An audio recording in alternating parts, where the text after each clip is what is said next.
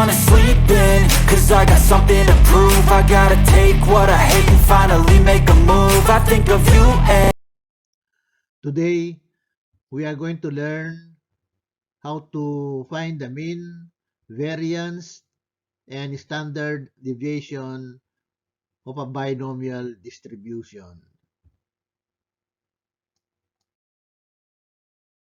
These are the formulas. For mean, the Greek letter mu is used. Mu is equal to n times p, or mean is equal to n times p.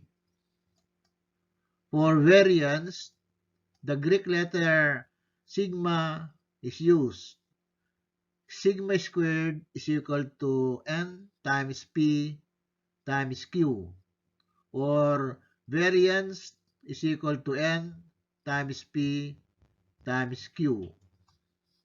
And for standard deviation, the Greek letter sigma is also used. Sigma is equal to the square root of n times p times q, or standard deviation is equal to the square root of n times p times q, or the square root of the variance, where n is equal to number of trials, p probability of success, q probability of failure, and q is equal to 1 minus p, or 1 minus probability of success.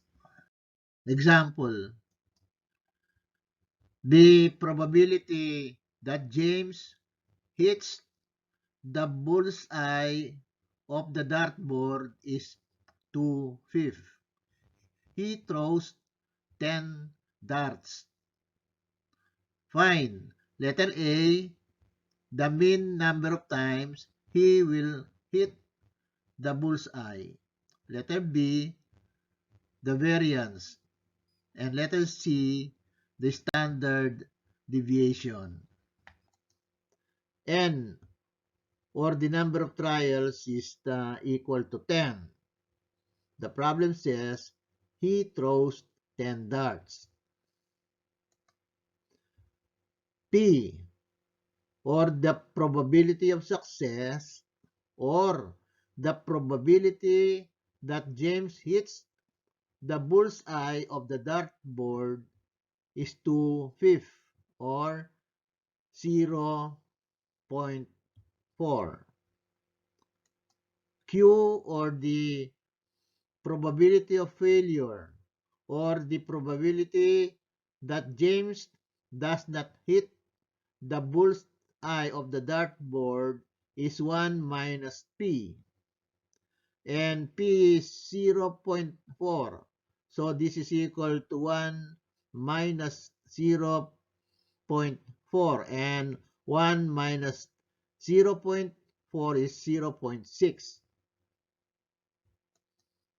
Let us solve for the mean. Mu is equal to n times p. That is, mean is equal to n times p. Substitute 10 for n and 0.4 for p. So this is now equal to 10 times 0.4, and 10 times 0.4 is 4. So the mean is equal to 4. Let us solve for the variance. Sigma squared is equal to n times p times q. That is, the variance is equal to n times p times q. Substitute 10 for n, 0.4 for p, and 0.6 for q.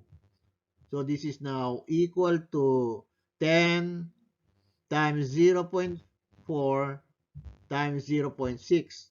and this is equal to 2.4. So the variance is 2.4. Let us now solve for the standard deviation. Sigma is equal to the square root of n times p times q. That is, standard deviation is equal to the square root of n times p times q, or the square root of the variance. So this is now equal to the square root of 2.4. And the square root of 2.4 to the nearest one decimal place is 1.5. So the standard deviation to the nearest one decimal place is 1.5.